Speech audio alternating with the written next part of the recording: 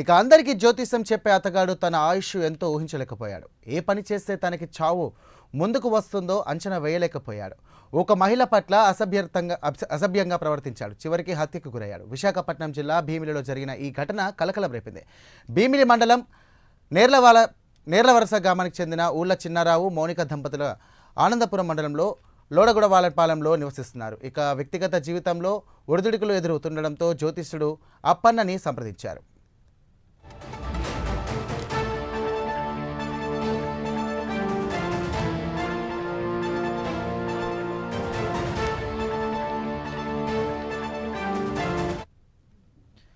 ఇక ఈ నెల 7వ తేదీన పూజల కోసం జ్యోతిష్యుడు అప్పన్నను మౌనిక ఇంటికి పిలిచింది. ఆ సమయంలో ఇంట్లో ఎవరు లేకపోవడంతో జ్యోతిష్యుడు అప్పన్న ఆమె పట్ల అసభ్యకరంగా ప్రవర్తించాడు.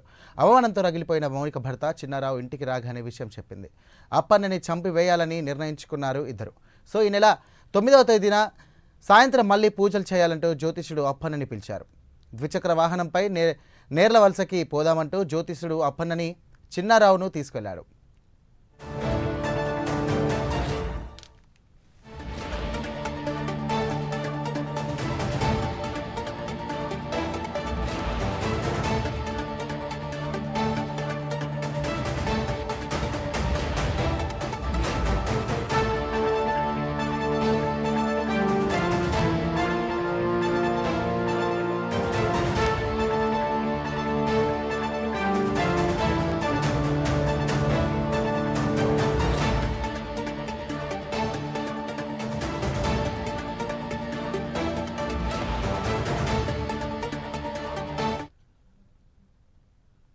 ఇక కల్లివానిపాలెం గ్రామంలో నిర్మానుష్య ప్రాంతంలో వాహనం ఆపి మరి చాకుతో అప్పన్నని చిన్నారావును పొడిచి చంపాడు.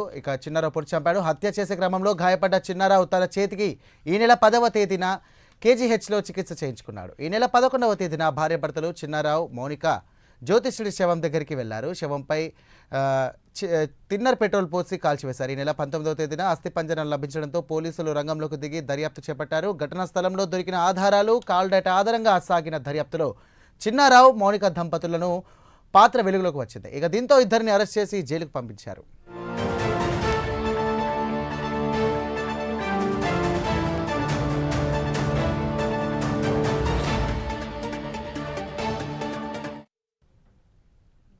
ఇక ఏపీ పోలీస్ సిబ్బందికి సీఎం చంద్రబాబు అభినందనలు తెలిపారు. జార్ఖండ్లో 68వ ఆల్ ఇండియా పోలీస్ డ్యూటీ మీట్లో ఏపీ పోలీస్